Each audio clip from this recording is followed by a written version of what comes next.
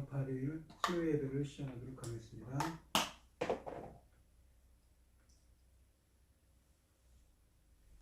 땅과 거기에 충만한 것과 세계와 그 가운데 사는 자들은 다 여호와의 것이로다.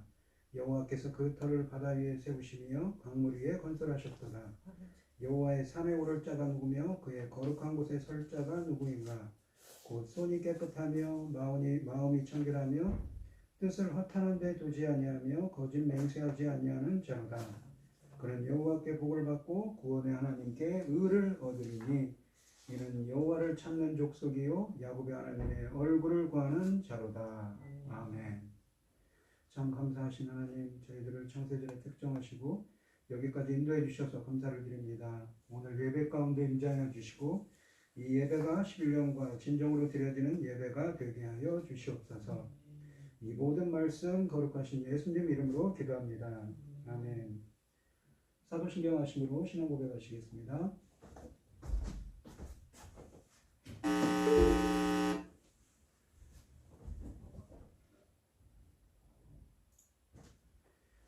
전능하사 천지를 만드신 하나님 아버지를 내가 믿사오며 그 외아들 우리 주 예수 그리스도를 믿사오니 이는 성령으로 잉태하사 동정녀 마리아에게 나시고 본디오 빌라도에게 고난을 받으사 십자가에 못 박혀 죽으시고 장사한 지 사흘 만에 죽은 자 가운데서 다시 살아나시며 하늘에 오르사 전능하신 하나님 우편에 앉아 계시다가 저리로서 산 자와 죽은 자를 심판하러 오시리라.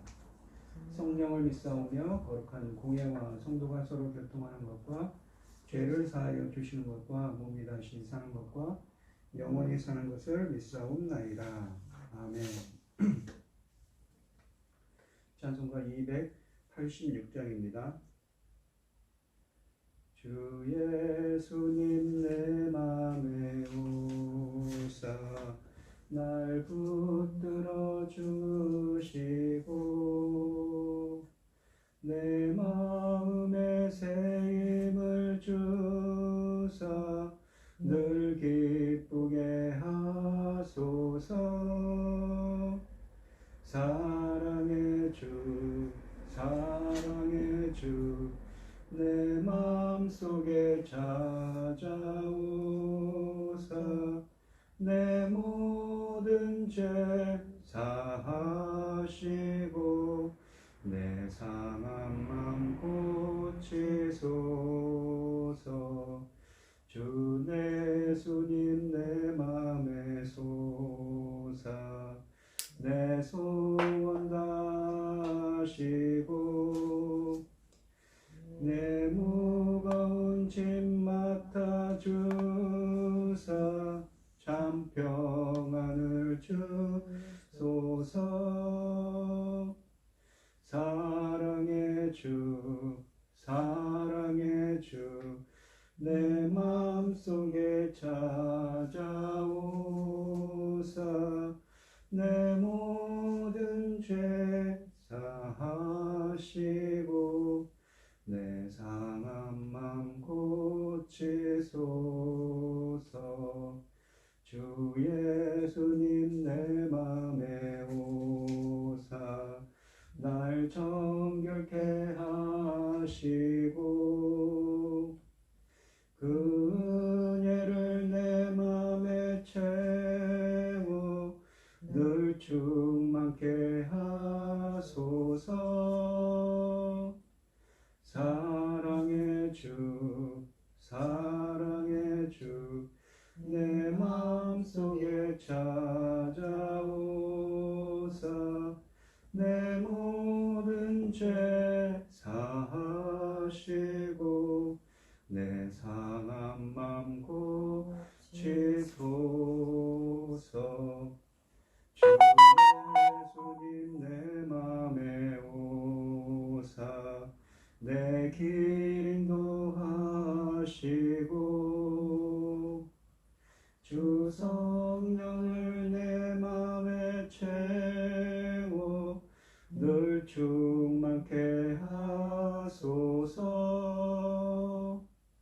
사랑의 주 사랑의 주 내 마음속에 찾아오사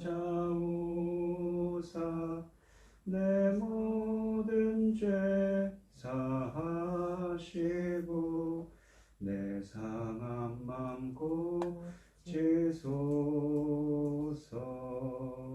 아멘. 오늘 함께 하실 하나님의 말씀은 이사야서 20장 1절로 6절 말씀입니다. 교독을 하겠습니다. 성경 교독하시고 교회의 집사님 기도해 주시겠습니다. 제가 먼저 읽겠습니다. 아스루의 사르곤 왕이 다르단을 아스돗으로 보내매 그가 와서 아스돗을 쳐서 취하던 해니라. 여호와께서 아모스의 아들 이사야에게 말씀하여 이르시되 갈지어다 내 허리에 배를 그르고 내 발에서 신을 벗을지니라 하시매 그가 그대로 하여 벗은 몸과 벗은 발로 다닙니다. 여호와께서 이르시되 나의 종 이사야가 3년 동안 벗은 몸과 벗은 발로 다니며 애굽과 구스에 대하여 징조와 예표가 되었느니라. 여호와지 애굽의 포로와 구스 사로잡힌 자가 아수르 왕에게 끌려갈 때에 젊은 자나 늙은 자가 다 벗은 몸과 벗은 발로 볼기까지 드러내어 애굽의 수치를 보이리니 그들이 바라던 구스와 자랑하던 애굽으로 말미암아 그들이 놀라고 부끄러워할 것이라. 그날에 이 해변 주민이 말하기를 우리가 믿던 나라 곧 우리가 아스루 왕에게서 벗어나기를 바라고 달려가서 도움을 구하던 나라가 이같이 되었은즉 우리가 어찌 능히 피하리요 하리라. 아멘. 기도하겠습니다. 내가 여호와의 인자하심을 영원히 노래하며 주의 성실하심을 입으로 대대 알게 하리이다. 내가 말하기를 인자하심을 영원히 세우시며 주의 성실하심을 하늘에서 견고히 하시리라 하였나이다. 주께서 이르시되 나는 내가 택한 자와 언약을 맺으며 내 종 다윗에게 맹세하시기를 내가 내 자손을 영원히 견고히 하며 내 왕위를 대대에 세우리라 하셨나이다. 천지 만물을 지으신 전능하신 하나님 아버지, 어리석고 보잘것없는 저희를 자녀 삼으시고 아버지의 사랑 가운데 사랑하게 하심을 감사드립니다. 어지럽고 복잡한 요란한 이 세상에서도 이 시간 하나님께 예배드릴 수 있도록 인도하시니 감사드립니다. 사랑의 아버지 하나님, 지금은 참 이로 어디에 어떻게 해야 이 고난의 때를 지나갈지 정말 차마 알 수가 없습니다. 아버지 하나님, 지진으로 인하여 힘들어하는 자들, 전쟁으로 인하여 힘들어하는 자들, 아버지 하나님, 전염병으로 인하여 많은 경제가 무너지고 힘들어하시는 많은 사람들, 이런 상황에서 저희는 아버지 하나님 간신히 아버지의 은혜로 하나님의 그 은혜와 사랑 가운데서 견디가며 지금 오늘 이 시간까지 왔습니다. 전능하신 하나님 아버지, 그런 때에 그럼에도 불구하고 아버지의 때는 도래했고 아버지 귀하신 열매를 받아야 하는 중대한 시대입니다. 아버지 하나님, 저희 나라를 지켜주시옵소서. 전쟁으로부터 지진으로부터 어려운 난관으로부터 지켜주셔서 정말 하나님의 택하신 나라, 아버지께서 제사장 나라로 세우신 나라가 어떻게 하나님께서 지켜주시고 보호하시는지 인도하시는지 아버지 하나님 많이 보고 알게 하여 주시옵소서. 아멘. 사랑하는 내 아버지 거룩하신 하나님, 그 어떤 것보다도 귀중한 열매를 드릴 때에 당신이 사랑하는 종 열매 맺을 수 있는 말씀을 열어 강단에 세우셨으니 감사를 드립니다. 천금 같은 귀한 열매, 귀한 말씀으로 아버지 하나님 열매를 아름다운 열매를 맺지 않은 나무는 찍어 버리라고 하셨습니다. 아버지 하나님, 아름다운 열매를 맺어서 하나님의 기쁨이 될 수 있도록 도와주시옵소서. 아멘. 전능하신 하나님 아버지, 저희는 어리석지 않습니까? 힘이 없지 않습니까? 아버지 하나님이 기뻐하실 만큼 아버지께서 기뻐하시는 많은 열매들, 그리스도 신부들이 넉넉히 나와서 하나님께 드려져야 될 텐데 아버지 하나님, 그 사명을 아버지 하나님 어찌 아버지 소홀히 아버지 하나님 우리가 생각하겠습니까? 전능하신 하나님 아버지, 천금보다도 귀한 열매, 주님 십자가에 죽으신 열매 아닙니까? 아버지께서 받으시기에 합당한 열매들을 넉넉히 낼 수 있도록 저희들에게 힘과 능력과 그리고 여건들을 주시옵소서. 전능하신 하나님 아버지, 이 시간 당신의 사랑하는 종 귀한 말씀으로 말미암아 아버지께서 받으실 열매들이 넉넉히 나올 수 있도록 도와주시옵기를 원하옵고 예수 그리스도 이름으로 기도드리옵나이다. 아멘. 오늘 함께 하실 하나님의 말씀의 제목은 애굽이 당할 수치입니다. 이 지난 시간에는 애굽의 이 무엇인가 회복에 대한 이야기를 했죠. 열방이 유다에게 돌아와서 이 미래적인 예수 그리스도를 통한 그 하는 식구가 되는 이야기를 했습니다. 그런데 이 본문에서는 다시 돌아와서 애굽이 그러니까 구스가 당할 수치에 대한 이야기를 하고 있습니다. 이사야 선지자에게 3년 동안 벌거벗은 몸으로 지내라고 주님은 말씀하십니다. 이것은 애굽과 구스가 당할 수치에 대한 예언적인 행동으로 유다에게 그들이 믿을 만한 존재가 아님을 보여주신 것입니다. 이 애굽과 구스라고 그랬는데 구스라는 나라는 이 오늘날로 말하면 이디오피라고 하지만 남부 애굽입니다. 남부 이집트라고 오늘날로 말하면 남부 이집트 지방이라고 합니다. 근데 이 애굽이 이 주전 713년경에 구스의 합병이 됩니다. 그러니까 애굽이란 나라가 망해서 구스에 정복을 당한 거죠. 그래서 애굽과 구스라는 말이 이렇게 병행해서 쓰고 있습니다. 1절 말씀을 보시면 아스루의 사르곤 왕이 다르단을 아스돗으로 보내매 그가 와서 아스돗을 쳐서 취하던 해니라 라고 하십니다. 이 본문에 나오는 해는 주전 713년경입니다. 지난 시간 주님이 이사야서 19장 16절로 25절에서 제시한 회복된 이집트에 대한 비전은 미래에 있을 일입니다. 반면에 이집트의 현실은 매우 암담하고 암울할 뿐입니다. 그들은 결코 다른 나라를 도울 여유가 없었습니다. 그러므로 유다가 이집트와 동맹을 맺으려는 것은 꿈도 꾸지 말아야 하는 것이지요. 아스루의 능력 앞에서 그들은 무능하기 때문에 이 주님은 이런 현실을 예언하고 있습니다. 1절 말씀에 아스돗이라는 곳은 블레셋의 5대 도시 중 가장 북쪽에 위치한 도시였습니다. 이 블레셋이라는 나라는 5개의 이 작은 이 소국이 연합체를 이루는 나라였습니다. 아스돗은 사르곤이 다스리던 때, 그러니까 주전 713년과 711년 두 번 침략을 당했습니다. 그 사실은 아스룻 비문에 기록되어 있다고 합니다. 사르곤 9년, 그러니까 주전 713년에 아스루의 군대 장관 다르단에 의해 침략당했고 또 한 번은 사르곤 통치 11년인 주전 711년에 사르곤 왕이 직접 원정을 해서 침략을 했습니다. 그러니까 1절에서 말씀하시는 사르곤이 군대 장관 다르단을 보냈다고 기록한 것으로 보아서 주전 713년의 첫 번째 공격임이 분명합니다. 이 블레셋 5대 성읍 중 하나인 아스돗의 왕이 아스루에 대항하여 반란을 일으켰지만 진압당했습니다. 당시 아스루를 대적할 만한 나라는 이 애굽과 구스밖에는 없었습니다. 아스돗 거민들은 이 반란을 일으켜 사르곤이 세운 왕을 축출하고 다른 사람을 왕으로 세운 뒤에 아스루의 공격에 대비하기 위해 이 블레셋과 유다와 모압과 에돔 등과 제휴를 맺어 애굽과 구스의 연합군에게 도움을 청했던 것입니다. 그 정도로 이 아스루가 강력한 군사력을 갖고 있었다는 것이죠. 본문에서 주님은 이사야 선지자를 통해서 유다 백성들에게 그러한 인간적인 동맹이 하나님의 뜻과 다르다는 사실을 가르치면서 동맹에서 탈퇴할 것을 종용하고 있습니다. 그러니까 사람의 생각으로 뭘 해보려고 했지요, 유다가. 하지만 그러지 말라는 것입니다. 결국 본문의 요점은 유다 백성들로 하여금 하나님의 바른 뜻을 알게 하려는 것입니다. 이 일은 하나님이 유다에게 주시는 경고입니다. 유다가 아스루에 맞서려고 애굽을 의지한다면 그들도 아스돗의 운명을 따라갈 것입니다. 지금 세계 도처에서 일어나는 일들과 우리 사회의 각종 사건들을 예사롭게 넘기지 말고 그 안에 주의 뜻이 무엇인지, 내게 주시는 경고가 무엇인지 경청해야 하겠습니다.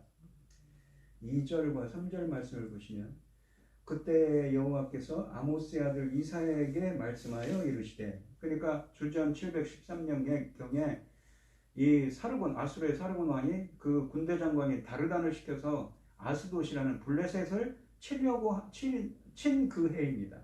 그 해에 하나님께서 하나님의 말씀이 이사야 선지자에게 임했습니다. 이르시되 갈지어다 내 허리에서 배를 끌고, 배라는 것은 옷을 입는 베옷이라고 하죠. 우리가 그 당시 사람들이 입던, 이사야 선지자가 입던 옷입니다. 배를 끌고 내 발에서 신을 벗을지니라 하십니다. 그러니까 옷을 벗고 신을 벗고 가라고 하십니다. 그가 그대로 하여 벗은 몸과 벗은 발로 다니니라. 여호와께서 이르시되 나의 종 이사야가 3년 동안 벗은 몸과 벗은 발로 다니며 애굽과 구스에 대하여 징조와 예표가 되었느니라. 그러니까 벗은 몸과 벗은 발로 다니면서 그 행위가 어떤 예언적인 행동이라는 거죠. 애굽과 구스에 대한 징조와 예표가 되었다는 것입니다. 애굽과 구스가 포로로 끌려가게 될 것을 상징적으로 보기 위해서, 그러니까 그들이 벗은 몸과 벗은 발로 끌려갈 거라는 거죠. 이사야 선지자는 하나님의 명령에 따라 3년 동안 벗은 몸과 벗은 발로 행하였습니다. 3년이라는 건 어떻습니까? 유대인들이 날짜 계산이 틀리죠. 주전 713년에 이 다르단 군대 장관을 시켜서 이 아수르의 사르곤 왕이 다르단을 시켜서 침략을 했죠. 711년입니다. 그러니까 그 3년간이죠. 우리가 계산할 때는 2년간이라고 생각하지만 유대인들의 계산은 713, 712, 711입니다. 3년입니다. 여기에서 말하는 3년은 주전 713년부터 711년을 가리킵니다. 이 기간은 사르곤의 1차 침략과 2차 침략 사이의 공백 기간으로서 이 기간에 유다와 블레셋, 에돔, 그리고 모압이 구스와 애굽에게 도움을 요청했던 것이지요.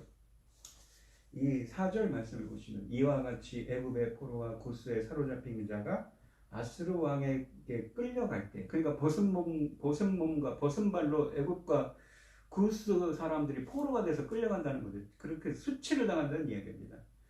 젊은 자나 늙은 자가 다 벗은 몸과 벗은 발로 볼기까지, 볼기라는 건 엉덩이를 말합니다. 공둥이, 엉덩이까지 드러내어 애굽의 수치를 보이리니라고 하십니다. 이와 같이 이집트 사람들과 구스 사람들이 아스르 왕에게 포로로 잡혀갈 때 젊은 사람, 늙은 사람 할 것 없이 다 옷을 벗은 채 엉덩이를 드러내놓고 맨발로 끌려갈 것이며 이것이 이집트의 수치가 될 거라고 하십니다. 애굽이 전쟁에 패배하여 포로가 될 것을 말해주고 있습니다. 당시 애굽은 구스, 그러니까 이디오피아에 합병된 상태여서, 그러니까 그 주전 713년경이 무엇입니까? 당시에는 그 이사야 선지자가 예언이 주님께서 예언한 그 713년경, 주님의 예언이 임한 713년경에는 애굽은 구스에 합병된 상태라고 합니다. 애굽은 구스를 의미하는 것으로 보아도 무방한 것입니다. 선지자의 이러한 예언적인 행동을 통해 유다가 의지하려는 애굽과 구스가 처참하게 포로로 끌려갈 것을 보여주고 계십니다. 선지자를 통해 반복하여 경고하셨지만 유다가 깨닫지 못하기에 하나님은 어리석고 고집센 백성을 깨우치시려고 충격적인 방법을 사용하십니다. 자기 백성을 위한 하나님의 열심에는 한계가 없습니다.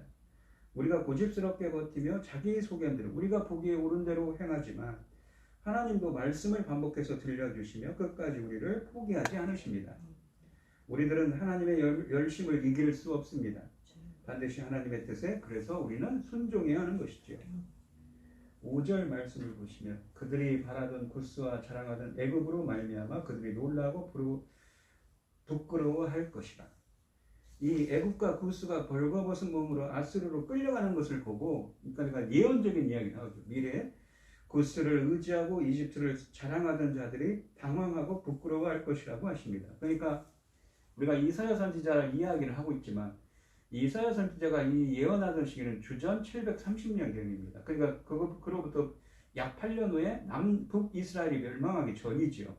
그리고 그로부터 약 10여 년 후에 이 본문에 있는 애굽과 구스가 이런 수치를 당할 거라는 말씀을, 예언의 말씀을 하고 있는 겁니다. 이 말씀을 통해 주님은 이사야를 통해 이집트에게 의존하려는 유대인들에게 경고를 보내고 있습니다. 그들이 누굽니까? 바로 유대인들이지요. 그러니까 이 아수르의 힘이 강성했기 때문에 애굽, 그러니까 구스를 의지하려고 했던 것입니다. 아수르가 북이스라엘을 정복하자 친애굽 유대인들은 유다 왕 히스기야에게 이집트와 동맹을 맺어야 한다며 압력을 가했습니다. 그러니까 실제로 그랬다는 얘기죠. 성경에 있습니다. 하지만 주님은 이사야 선지자를 통해 이런 친애굽 정책에 반대하십니다. 그렇게 하지 말라는 것이죠. 이집트가 유다의 진정한 피난처가 되지 못하기 때문이라고 하십니다. 6절에 보시면 그날에 이 해변 주민이라는 것은 이 지중해를 끼고 있는 주민이라고 해서 유다를 비롯한 아까 말한 그 블레셋, 에돔 같은 나라들을 통칭해서 부르는 말이에요. 통칭해서 부르는 말입니다. 해변 주민이 말하기를 우리가 믿던 나라, 곧 우리가 아스루 왕에게서 벗어나기를 바라고 달려가서 도움을 구하던 나라가 이같이 되었은즉 그 나라가 누구입니까? 바로 애굽과 구스가 이같이 될 것이라는 거죠. 근데 그 날에 그날 그 애국과 구스가 수치를 당해서 벗은 몸과 벗은 발로 포로로 끌려가는 그날이죠. 그날에 우리가 어찌 능히 피하리요. 우리가 의지하려던 애국과 구스도 그렇게 되는데 우리는 어떻게 되겠냐는 거죠. 어떻게 우리가 그 아수르의 손아귀를 해서 피할 수 있겠는가라고 한탄을 하고 있습니다. 이집트와 에티오피아를 의지했던 유다 사람들을 포함한 해변 민족들이 큰 충격을 받았습니다. 자신들의 구세주라고 생각한 자들이 벌거벗겨져 포로로 끌려가고 있으니 그들이 이 나라들로부터 기대했던 모든 것이 무너진 것입니다. 주님은 20장에서 유다가 이집트와 동맹을 맺으려 하는 것에 대하여 자신은 어떻게 생각하고 있는가를 이사야 선지자를 통해 매우 극적으로 묘사합니다. 이렇게 될 건데 너희가 이렇게 될 것이다. 근데 너희가 애굽을 의지할 것이냐? 라는 말씀이죠. 유다가 이런 나라와 동맹을 맺겠다고 하니 주님이 보시기에는 한심한 일이었습니다. 오직 하나님만이 의지할 뿐임을 우리가 깨닫게 하십니다. 이 이사야 20장 말씀은 오늘 본문 말씀에 있는 이사야 20장 말씀은 구스와 애굽을 향한 심판이 이사야 선지자의 상징적 행동으로 이 확고하다는 사실을 보여줍니다. 그러니까 이사야 선지자가 벗은 몸과 벗은 발로 3년을 다녔다고 하는데 그것이 징조와 예표가 돼서 유다와 그 해변 민족들이 의지하던 애국과 구스가 그런 수치를 당할 거란 거죠. 그러니까 누구를 의지합니까? 하나님을 의지하는 것이죠. 이사야의 이러한 상징적인 행동은 주전 711년에 아스루 왕 사르곤이 블레셋의 성읍인 아스돗을 취한 시기에 이루어졌습니다. 예언의 내용은 애국과 구스가 아스루에 의해 짓밟힘을 당할 것을 말하고 있습니다. 이 예언이 선포되던 시기는 아스루 왕 사르곤이 블레셋 성읍 아스돗을 정복하기 위해 그의 군대 장관인 다르단을 파견했던 주전 713년경입니다. 이때 구스는 애굽을 통일시켜 제25대 왕조를 형성하고 있었기 때문에 본문에서 구스와 애굽을 동시에 취급하고 있습니다. 실제로 이 예언이 있은 지 약 40년 후인 주전 7세기 중반에 애굽은 아스루에 의해 정벌되었습니다. 이사야는 유대인들이 그러니까 남유다 사람들이죠. 절대 의지하고 있었던 애굽의 패퇴를 예언함으로써 유대인들에게 오직 하나님만을 의지하라는 경종을 울리고 있는 것입니다. 오늘날 우리들도 마찬가지지요. 하나님을 의지하지 않고 다른 것, 곧 세상의 강대국이나 권력이나 재물을 의지하고 있다면 그것은 언젠가는 멸망할 허망한 것이므로 속히 그것을 버리고 하나님께로 나아가야 할 것입니다. 열국이 추구하는 인간적 계획은 결국 무의로 돌아갈 것이고 오직 하나님의 계획만이 서게 될 것을 이사야의 상징적 행동을 통해 웅변적으로 우리에게 각인시켜주고 있습니다. 우리 성도님들도 세상에 어떤 도움을 바라지 않고 오직 주님만 의지하며 나아가는 여러분들이 되시기를 축원드리겠습니다. 기도하겠습니다. 하나님 아버지 감사합니다. 오늘 주신 말씀에서 하나님께서는 이 이사야의 벗은 몸과 벗은 발로 다니라는 3년 동안 다니라는 그 상징적인 행동을 예언적인 행동을 통해 유다가 의지하는 그 애굽이 그러한 수치를 당할 것을 말씀하고 있습니다. 그러면서 사람의 생각이 아니라 하나님의 뜻을 여쭙고 그 하나님의 뜻대로 행하라고 주님은 말씀하고 있는 것입니다. 저희들도 항상 주님을 의지하며 주님의 뜻만이 바로 설 수 있도록 저희들을 붙들어 주시고 인도하여 주시옵소서. 이 모든 말씀 거룩하신 예수님 이름으로 기도합니다. 아멘. 창세기 찬송 290장을 하시고 쭉 축도하심으로 오늘 예배를 마치겠습니다. 우리는 주님을 늘 배반하나 내 주 예수 여전히 날 부르사 그 참되신 사랑을 베푸시나니 내 형제여 주님을 곧 따르라 주 널 위해 비네 주 널 위해 비네 주 널 위해 비네 항상 비시네 주께서 풍성한 은혜를 내려 내 영혼이 날이 복받으리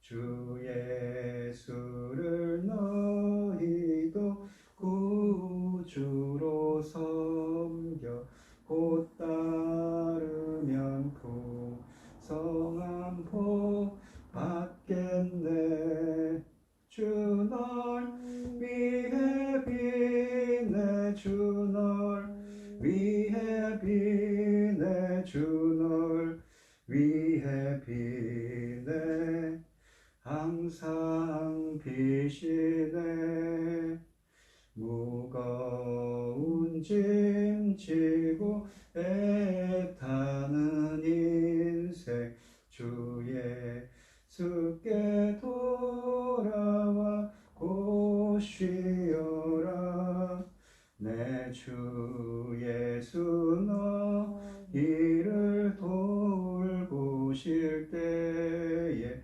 참 복락과 네가 넘치겠네 주 널 위해 비네 주 널 위해 비네 주 널 위해 비네 항상 비시네